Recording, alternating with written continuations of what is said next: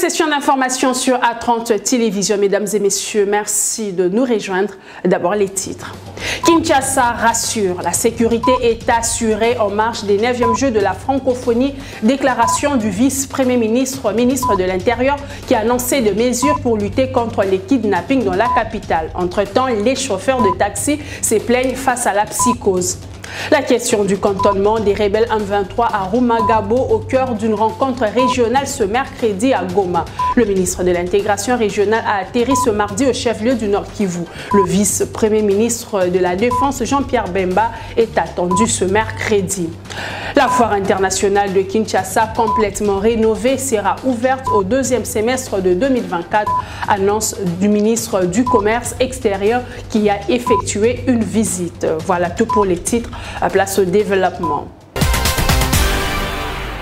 Bonsoir. Lancement ce mardi par le Premier ministre Jean-Michel Sama-Lukonde du 2e atelier international du réseau francophone des régulateurs de l'énergie. Prévu pendant 4 jours à Kinshasa, les assises réunissent les participants de 32 pays membres autour du thème électrification hors réseau. Les parties prenantes vont réfléchir sur les différentes stratégies à adopter afin d'assurer un accès à l'électricité pour tous. Reportage.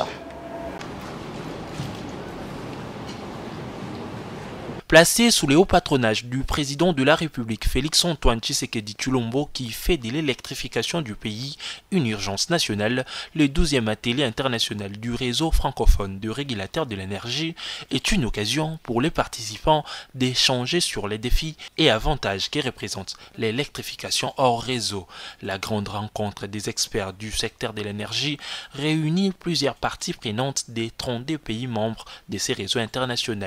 La République démocratique du Congo qui accueille ses assises. La République démocratique du Congo qui accueille ses assises à travers l'ARE, l'autorité de régulation du secteur de l'électricité, a enregistré plusieurs avancées significatives depuis la libéralisation du secteur de l'électricité.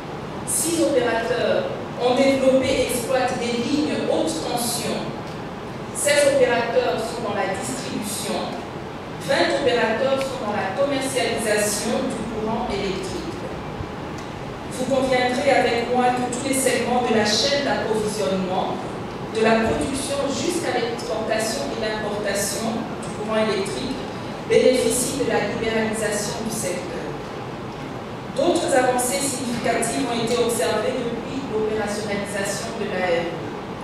La clientèle nationale dans le marché de l'électricité en basse tension s'est accrue de 5,46% par rapport à l'année 2021. Grâce au partenariat avec plusieurs pays et autres organisations dans le cadre des Regulae.fr, ces réseaux internationaux des régulateurs de l'énergie, la RDC a reçu plusieurs financements, notamment de l'Union européenne, pour la réalisation des divers projets d'électrification dans plusieurs coins et confins du pays. Toutefois, d'énormes défis restent à relever, a soulevé le Premier ministre Jean-Michel Sama-Lukonde qui a donné le go de cet atelier au nom du chef de l'État Félix Tshisekedi. Il sera important de veiller à ce que l'électrification par réseau isolé ne puisse pas entraver le déploiement progressif du réseau national ou des réseaux régionaux ainsi que le développement des infrastructures de production, essentiellement hydroélectriques, à vocation régionale ou nationale. Des mécanismes appropriés devront être mis en place pour faciliter le moment venu l'intégration des réseaux isolés au réseau national ou régional. Les travaux prendront 4 jours, soit du 11 au 14 juillet prochain. Ils se déroulent autour du thème électrification hors réseau.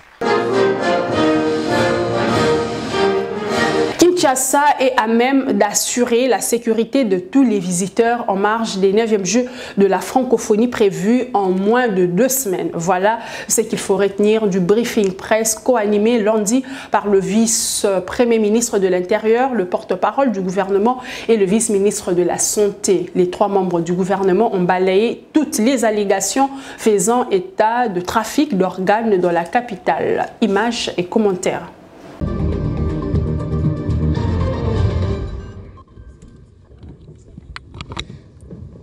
Mesdames et messieurs de la presse, bonsoir. Ils étaient 3 membres du gouvernement pour le briefing presse hebdomadaire. Le vice-premier ministre de l'Intérieur, son collègue de la communication et des médias et le vice-ministre de la Santé ont rassuré la sécurité de la ville de Kinshasa, mais aussi de la bonne prise en charge sanitaire en perspective notamment des 9e Jeux de la francophonie prévus du 28 juillet au 6 août prochain. Le gouvernement qui s'active dans la lutte contre les phénomènes kidnapping balaye toutes allégations faisant état des trafics d'organes dans la capitale. Je voudrais ici rassurer, c'est une technologie très poussée pour arriver à faire la transplantation d'organes. Pour le faire techniquement, qu'on ne vous trompe pas, c'est pas moins de 6 à 12 heures, parfois 20 heures. Donc c'est pas quelqu'un qu'on a kidnappé à 6 heures et à 6h30, il vous dit on m'a retiré un rein. C'est pas possible. Soyez rassurés quant à ce, nous n'avons ni l'expertise, ni le plateau technique pour arriver à faire ces transplantations aujourd'hui. Le vice-premier ministre de l'Intérieur et Sécurité a dit son satisfait sur le déroulement du procès kidnapping à l'issue duquel 23 prévenus ont été condamnés à la peine capitale. C'est les procès les plus faciles, plutôt, dans la mesure où les prévenus tous presque sont passés aux aveux. Et en droit nous disons, la reine des preuves c'est l'aveu. Lorsque quelqu'un vous dit, c'est moi qui ai tué, c'est moi qui ai kidnappé, c'est moi qui ai volé, on n'a pas cherché d'autres preuves au-delà de ces déclarations. Donc, je suis totalement satisfait du déroulé du procès. Peter Kazadi a également annoncé d'autres mesures pour mettre fin à l'insécurité à Kinshasa. Nous allons annoncer dans les jours qui viennent d'autres mesures pratiques, notamment par rapport aux conducteurs de véhicules. Par exemple, il faut qu'on parvienne à identifier les chauffeurs de chaque véhicule qui va afficher sa photo sur son véhicule de sorte à coïncider la photo du conducteur bien identifié avec le conducteur qui est au volant. Les membres du gouvernement, chacun en ses termes, dénoncent la manipulation et la mauvaise campagne visant à bâcler les 9e Jeux de la francophonie. Ministre de la Communication. Plus de 1000 jeunes sont recrutés comme bénévoles dans le cadre de 9e Jeux de la francophonie. Tous vont devoir bénéficier d'un appui du président de la République qui tient à la réussite de ce grand rendez-vous. C'est ce qu'a justifié la rencontre entre la chargée des relations publiques de la présidence et les membres du comité de Jeux de la francophonie dans la commission bénévole. C'était ce mardi au siège du comité national des Jeux de la francophonie dans la commune du Lagombe. Reportage. Ma belle ville, bienvenue dans ma belle ville. Kinshasa, la plus grande ville francophone, accueille les 9e... Dans le souci d'une réussite totale de 9e Jeux de la francophonie, le chef de l'État Félix Tshisekedi avait mandaté sa chargée des relations publiques pour venir en appui au secteur de bénévolat qui regroupe plus de 1000 jeunes qui vont offrir divers services lors de ce grand rendez-vous. C'est pour lier la parole à l'acte que la chargée des relations publiques de la présidence a rencontré l'assistant du directeur des Jeux de la francophonie ainsi que le superviseur de la commission bénévole. Objectif, échanger des informations pour débuter la formation des bénévoles qui sont répartis en 15 départements.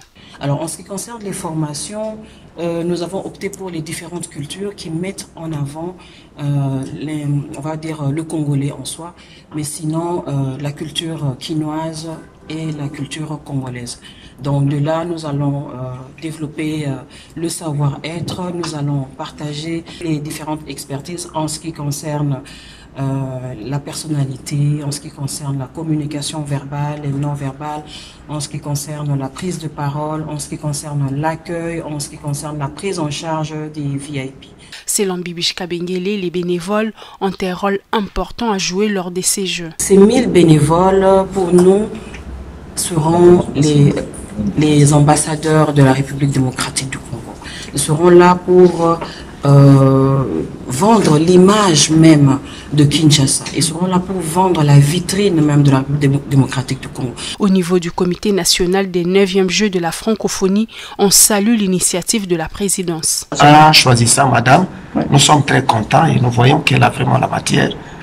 Elle s'est poussée là où il faut pousser. Les 9e Jeux de la francophonie sont prévus du 28 juillet au 6 août prochain à Kinshasa. Venez découvrir les merveilles du Congo. Venez découvrir les merveilles du Congo. Venez découvrir les merveilles Parlons sécurité dans ces journaux. Grande rencontre régionale annoncée ce mercredi à Goma autour de la situation sécuritaire et principalement du cantonnement des rebelles M23 à Rumangabo. Le vice-premier ministre de la Défense, Jean-Pierre Bemba Gombo, y est attendu, mais aussi l'ex-président kenyan Uhuru Kenyatta, facilitateur désigné par l'EAC autour du processus de paix à l'Est. Des informations livrées par le ministre de l'intégration régionale Antipas Mbusa Nyamwisi qui a atterri ce mardi à Goma, chef-lieu de la province du Nord Kivu. Images et commentaires.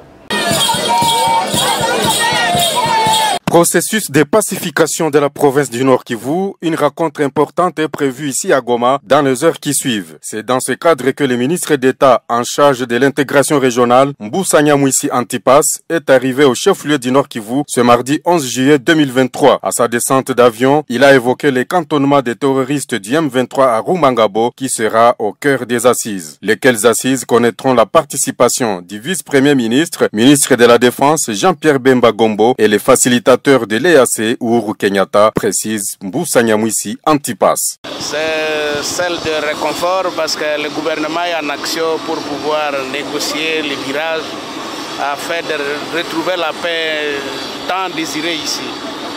Et que donc c'est dans la suite du vice-premier ministre de la Défense que je suis là, il arrive demain. Le président Uhuru arrive demain, il y a tout un gotha politique, diplomatique qui sera là pour discuter les virages nécessaires en vue de pouvoir obtenir le cantonnement à Rumangabo. Il s'y est de souligner que le ministre d'État en charge de l'intégration régionale avait dans sa suite le professeur Tchibangu Serge de la présidence de la RD Congo. A noter que le ministre d'État Mbusa Nyamwisi a été accueilli à l'aéroport international de Goma par le gouverneur du Nord Kivu, Constant Makongba, et ses collaborateurs ainsi que les responsables de la MONUSCO. D'une province à une autre, la ville de Kananga sera dotée dans les mois à venir d'un aéroport moderne. C'est le vice-premier ministre de l'Intérieur et Sécurité, Peter Kazadi, qui a posé la première pierre de construction de cet ouvrage en présence de plusieurs personnalités, dont le directeur régional de la régie de voies aériennes. Avec un coût global estimé à environ 32 500 000 $ américains, les travaux consistent en la construction d'une nouvelle aérogare à l'aéroport de Kananga qui sera dotée de toutes les facilités. C'est la société Moderne Construction qui exécute ces travaux pour une durée de 24 mois. Je les disais dans les titres, 14 mois et la durée de travaux de la réhabilitation de la foire internationale de Kinshasa. L'annonce est du ministre du Commerce extérieur Jean-Lucien Boussa. Annonce faite lors d'une visite dans ce site. L'état des lieux des travaux de réhabilitation de la FIKIN est le sens même de la visite du ministre du Commerce extérieur. Début de cette visite, l'entrée de Jean-Lucien Boussa et son accueil par les membres du comité de gestion de la FIKIN avec en tête son directeur général Didier Kabampele. Ensemble, place à la ronde des vieux vestiges de la FIKIN, à savoir les anciens pavillons et tous les autres édifices encore existants.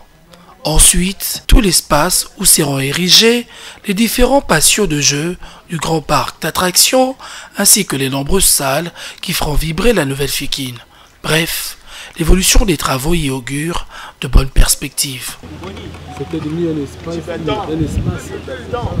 d'anarchie. Il fallait très rapidement prendre la mesure de la situation et décider de voir les choses autrement.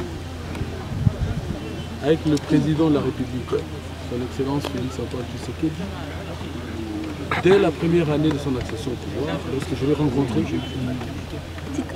il a décidé, pas de moderniser la ville, plutôt de construire des infrastructures modernes. Tout compte, après les explications reçues des ingénieurs, tout porte à croire que la fin des travaux interviendra dans un peu plus d'une année. Le chef de l'État était quinois. Il a vécu les moments de la FIKIN comme moi aussi, comme beaucoup d'autres. Et je pense que ce qu'il va présenter au peuple congolais après 14 mois, ça sera quelque chose de tout neuf, de tout moderne et d'adapté à tout contexte. Pour rappel, les travaux de réhabilitation de la FIKIN ont débuté depuis le mois dernier par une entreprise turque du nom de Milvest. À Suprême Automobile, cette société de montage automobile lancée par le chef de l'État Félix Tshisekedi. Les employés sont à pied d'œuvre dans le finissage des bus Mercedes, constaté par le ministre de Transport Marc Ekila qui a effectué une visite ce mardi. La suite en images. Contrairement aux fausses accusations sur les réseaux sociaux, il y a bel et bien du travail à Suprême Automobile. Pour s'en rendre compte, le ministre des Transports, Voies de Communication et Désenclavement a effectué une visite surprise dans les installations de l'entreprise à la 12e rue Limité Industrielle.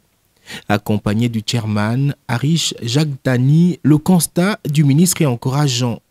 Ici, dans la salle de production, les ajusteurs travaillent dans l'assemblage des structures. Maître Marc Ekila teste ses bus Transco en plein montage. De la cabine test de fuite d'eau où il monte à bord au magasin de stockage des pièces de réchange en passant par la salle des peintures, le service check, qualité ou service de nettoyage, le personnel administratif, technique et ouvrier est bel et bien présent. Maître Marc Ekila est briefé sur chaque étape.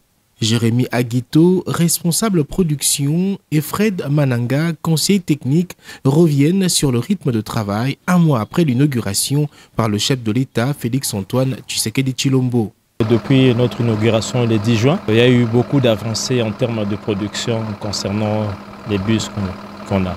Nous avons en ce moment 12 bus dans la ligne de production et 4 qui sont déjà prêts et 2 qui seront en phase finale pour être prêts d'ici le 15. Nos ouvriers commencent déjà à prendre aussi l'élan avec la chaîne de montage pour les travaux. Nous recevons tout le monde, ce n'est pas uniquement les entreprises, même les particuliers, ils sont les bienvenus chez nous.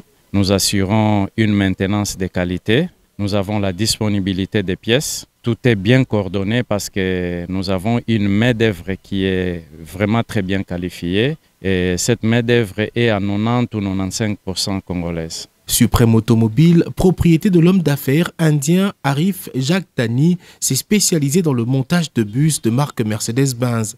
Certains des modèles assemblés à Kinshasa sont les mêmes qu'utilise la société publique Transco. Elle est déjà connue pour son expertise dans le montage des carrosseries automobiles. L'usine, qui emploie environ 500 travailleurs, produira une moyenne de 25 bus par mois dans sa phase de démarrage.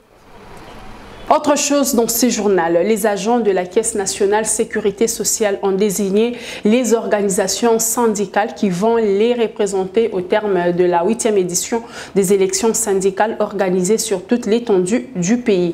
En tête de la liste CNSS, la Confédération syndicale du Congo a remporté les élections avec 773 voix qui lui ont valu 42 sièges. La suite en images.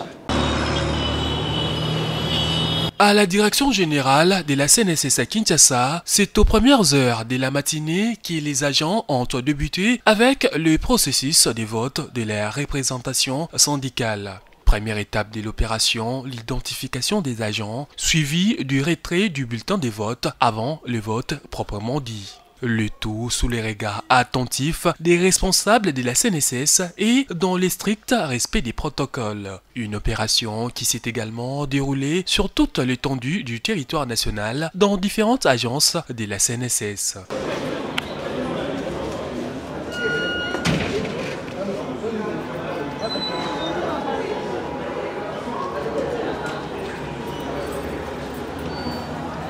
Après le suffrage, place au dépouillement. Parmi les 20 organisations syndicales retenues pour ces élections, la Confédération syndicale du Congo, CSC, a gagné ces élections avec 773 voix, soit 42 sièges. Elle est suivie notamment de l'Union nationale des travailleurs du Congo qui a obtenu 770 voix, dont 41 sièges, ou encore le syndicat des travailleurs libres 410 voix et 17 sièges. Les 5 premiers syndicats, avec le nombre important de suffrages, vont siéger au bureau national.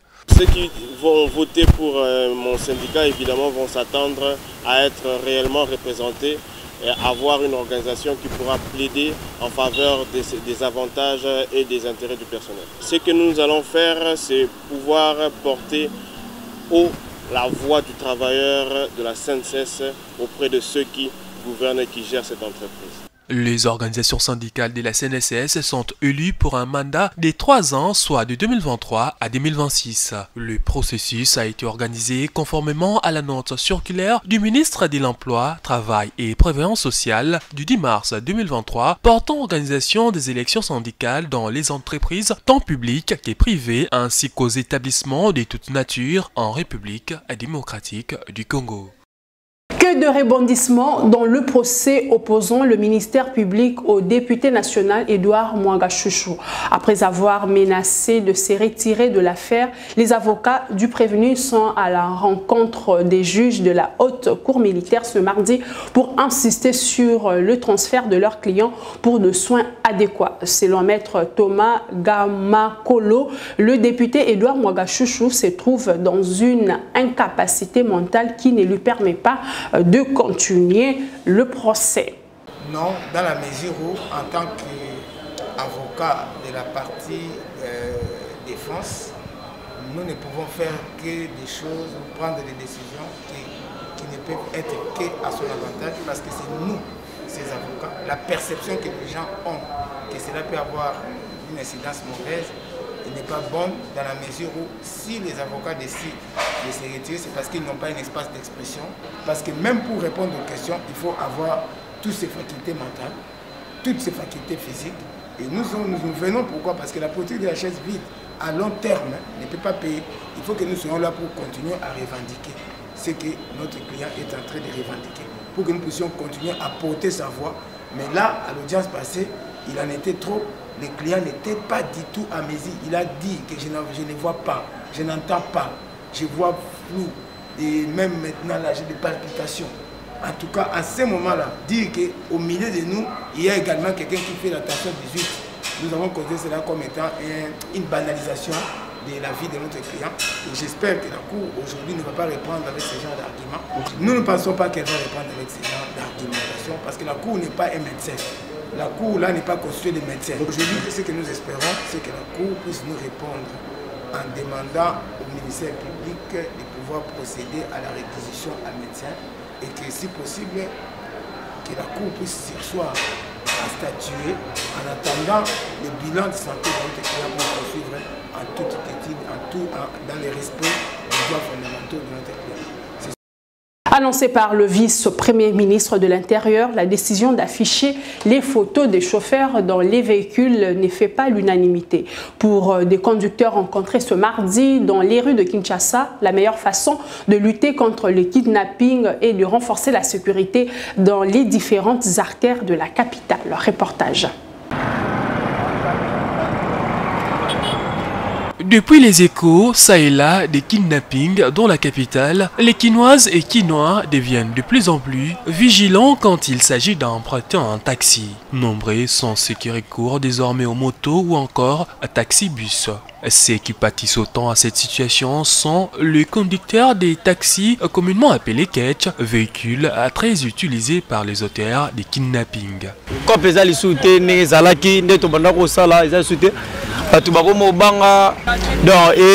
Et ça un peu bouleversé moi et puis vexement et donc tous travaillent vraiment tenir les salariés libres pour battre la taxi vu que bambo et comme ça la donc bakaba babomeli biso cop ndenge moko biso nyonso toza na insécurité po biso pe batu tozo mema la sima toyebi pe ta dame na bango te donc totambolaka na nzambe komi avant mutamata azobanga eza droit na bango vexement na biso par rapport ndenge to salaka tozo sali su bongo te et comme il faut bima 6h à partir de 17h aussi minzelo kenda so comme 18h 19h bat maboyi na bango mata na ba taxi boulot et beb so tomba 17h30 18h bosa bat ba mata souté tanga le bino to tsem no rapport ba 20h na uti banda rapport sina ye ulei na memata mutute mais ba banga na bango na même na moyi boulot comme bon passe. Le chauffeur, comme d'autres Kinois, appellent le gouvernement à renforcer la sécurité pour la quiétude de tous. S'agissant de la question d'affichage des photos des conducteurs dans les taxis, la mesure qu'envisagent les autorités ne trouve pas l'assentiment du conducteur. Bon, attends de tirer ma photo des alango assurance. Et ça, le gouvernement face à la suivi, il a mis tout à sécurité. La photo, maintenant on a dit que est-ce que photo le bélo et ça l'envoie assurance mon côté. Bon pour nous vraiment ils ont une importance c'était ba mesure ils ont une importance c'était ndeti boye ba chauffeur mususu ba bango ba bimala ba na butu asa la ranera na butu so azaka na droit ka foka nga photo na ata so na taxi na ye so ndeni telo na osenga kaka pona ba continue biso ya mboka baye bandenge nini ya zo ba mesure pona ba mambo wana yango eza mitoko obiso to salaka bongo na zu photo na ngana teboto na olongo kotikala bongo wana oya yango na ya nete sécurité nde bango bazwa balenda ne ba soda na bango général Kasongo azala très fort. Général Kasongo est très fort. Yango mona ba bloqué zo sala matro. Kinshasa multiplie également des bouclages et des patrouilles terrestres pour traquer tous les criminels qui sèment la peur au sein de la population. En sport, qualifié en quart de finale de la deuxième édition de l'Afro-CAN de basketball, les Léopards seniors messieurs de la RDC connaîtront leur prochain adversaire à l'issue de l'opposition prévue ce mercredi entre les Super Eagles des Nigeria et les Panthères du Gabon. Les Fauves congolais qui se sont hissés à ce stade de la compétition après 2 victoires consécutives comptent poursuivre sur cette dynamique. Selon les sélectionneurs nationaux, l'objectif de la RDC à Luanda est d'atteindre la finale. Suivez. On est déjà à 38%, je pense que la moyenne est en train de s'améliorer. Et déjà avec les mêmes stratégies qu'on a apportées, on va essayer de continuer. J'avais dit l'autre fois que nous avons la force sur le jeu intérieur et aussi extérieur. C'est-à-dire, une fois qu'on essaye sur le jeu extérieur et que ça ne réussit pas, on va quand même insister dans le jeu intérieur. Et aujourd'hui, on a fait de la même manière, mais on est rentré encore vers la fin du match avec le jeu extérieur parce qu'on a trouvé qu'il y avait déjà amélioration au niveau des pourcentages à tir à 3 points. Je pense que la stratégie, notre manière de travailler, notre plan de travail va s'améliorer, mais on sera toujours sur la même lignée. Donc, je pense que notre objectif ici, c'était de faire 5 matchs et rentrer au pays. C'est ce que je suis venu faire avec mes poulains. Rien d'autre que ça. C'était très important de gagner le match d'aujourd'hui parce qu'on devait être première du pool pour se qualifier directement en quart de finale.